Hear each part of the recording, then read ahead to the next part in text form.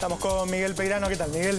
Buenas noches, Roberto. Gracias por la invitación. La última vez que estuviste acá, todavía no era Kicillof el ministro y vos me hablabas que, bueno, que había que ir acomodando las variables, que no era cuestión de mover una cosa sola o dos, sino que había que armar todo un esquema. ¿Ganó algo de coherencia con el nuevo equipo económico o vos pensás que sigue siendo igual que el año pasado la situación? Creo que sigue faltando integralidad, Roberto. De todos modos, la discusión económica en los años 2012, 2013 en particular, se caracterizaba por la ausencia de principios básicos económicos, donde los planteos, desde el blanqueo de capitales, el SEDIN, decisiones en materia de importaciones, conflictos internacionales, las misiones a Angola como símbolo de expresión, bueno, evidenciaron ya la pérdida de sentido común. Ahora lo que se discute es sobre principios económicos, sobre la gradualidad o consistencia de las medidas, sobre la integralidad. Creo que el debate ha pasado a otro plano. En mi visión, continúa faltando explicitación, integralidad e incluso en algunos casos gradualismo, pero evidentemente es otro plano de discusión. Bueno, a ver, dos o tres temas. Uno era el dólar. Muchos pensaban que el tipo de cambio estaba atrasado, o había corridas, era un dólar, el de 6 pesos, muy apetecible para mucha gente que lo iba a buscar. Hoy aparentemente eso se calmó.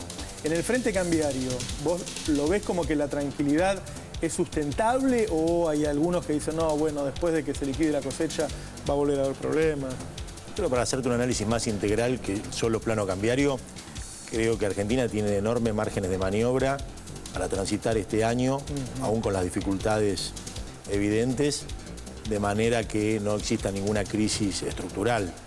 Creo que evidentemente hay decisiones importantes que habrá que analizar para adoptar en materia de inversiones, sobre todo para preservar el nivel de ingreso de determinados sectores, pero cuando uno analiza la realidad del sector externo, la potencialidad de la Argentina en sus propios recursos o activos, creo que evidentemente Argentina tiene la posibilidad de transitar este año de manera convergente y sin recurrir a una crisis estructural.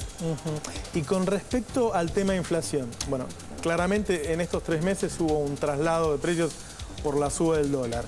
¿A vos te parece que luego de sucedido eso va a volver al mismo sitio la inflación que venía en los últimos años o que puede haber algún tipo de reacomodamiento a la baja? Primero remarcar que la inflación viene siendo alta hace muchos años. Y cuando decimos alta, ya en el año 2013 estábamos hablando de una inflación que se situaba en torno al 25% y con un último cuatrimestre con aceleración. Ya ese es un indicador suficientemente elocuente de dificultades objetivas. En el primer trimestre, obviamente, el factor devaluatorio tuvo un impacto en mayor o menor medida. Evidentemente eso se debiera ir absorbiendo y yo creo que el nivel inflacionario también va a estar vinculado a los niveles de actividad y a las decisiones que se vayan tomando. Creo que evidentemente va a ser un año con una inflación relativamente alta, por lo menos el piso va a ser similar al año anterior. Lo importante es que las decisiones que se vayan adoptando primero preserven de la inflación a los sectores de ingresos medios y sobre todo los más vulnerables. Y segundo, que las decisiones se vayan ordenando para que en todo caso, si el año 2015 se pueda aspirar, por haber ordenado las decisiones económicas, a un escenario menor en inflación, mejor en inversiones y que este año haya sido aprovechado para generar un proceso de transición y de mejora de las condiciones objetivas.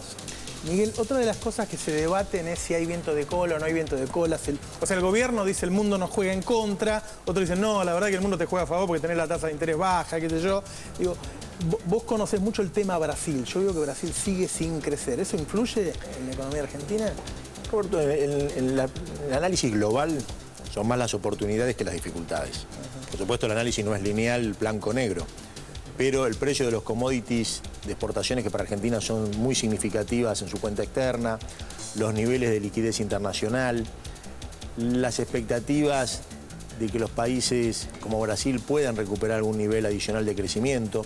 Brasil está frente a una situación vinculada al riesgo de subas de tasa de interés en el mundo, a dificultades que parecían más objetivas en términos de precios internacionales de los commodities, un propio reacomodamiento de su economía interna, pero yo creo que más allá de que la crisis en los países desarrollados genera incertidumbre, en realidad la mayor incertidumbre para Argentina es qué sucede a futuro con las tasas de interés en los países como Estados Unidos, qué sucede con los commodities.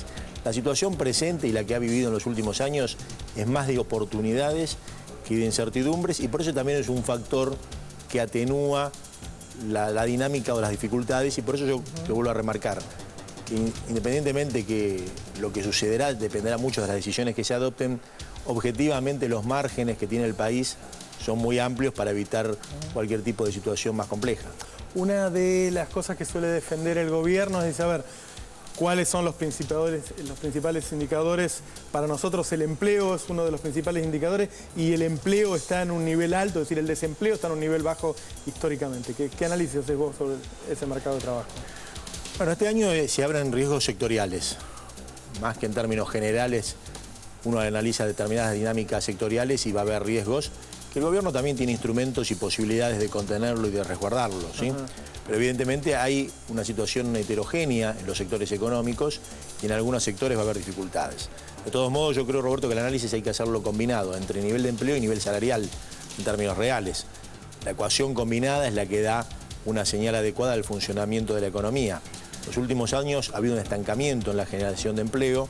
En algunos sectores este año va a haber una pérdida de poder adquisitivo real, y por eso yo creo que la tarea de los próximos meses es cómo desde la política impositiva, de la política de ingresos, de la política económica, transitamos este año, aún con niveles inflacionarios elevados, evitando el perjuicio para esos sectores, y es posible tomar medidas que resguarden del impacto inflacionario a los sectores medios y medios bajos, y por supuesto a los que tienen planes sociales que tienen obviamente mayor necesidad de resguardo. El otro día en un reportaje que le hice al ministro de Economía marcó como uno de los problemas que él ve una inversión que él piensa que creció, pero que no creció lo suficiente. ¿Vos lo ves como un tema?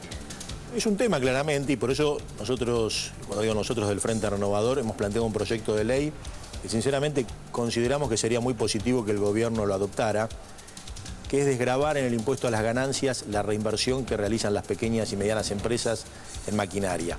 Porque en un clima de incertidumbre para algunos sectores, en otros sectores de mejor comportamiento, pero independientemente de la realidad de cada uno de los sectores, es una medida que inmediatamente generaría un shock de inversiones. Sería premiar al que reinvierte en la Argentina, premiar pequeñas y medianas empresas que son muy dinámicas en generación de empleo, exportaciones y en presencia regional, y ese mecanismo, cuyo costo fiscal es totalmente lógico, viable, incluso puede ser graduado en su dimensión por el Estado, sería una respuesta inmediata en materia de inversiones, porque si las empresas saben que pueden desgravar del impuesto a las ganancias la compra de maquinaria, inmediatamente generaría un shock de inversiones. Muchas gracias, Miguel. Muchas gracias a vos, Roberto. Nos tenemos que ir. Bueno, el paro fue lo que marcó el programa. El paro siempre, me parece que es un derecho que hay que defender. Me parece que nunca es inocuo, me parece que algo en el fondo, alguna cosa modifica. Es cierto que los protagonistas de este paro son gente que ha perdido reputación, que ha perdido prestigio en el país, que ha jugado muy fuerte con el tema transporte y piquetes, y entonces eso lo desluce. Uno no alcanza a ver o a mensurar realmente la intención de la población de parar. Y por último, lo que vengo marcando desde que se llamó al paro.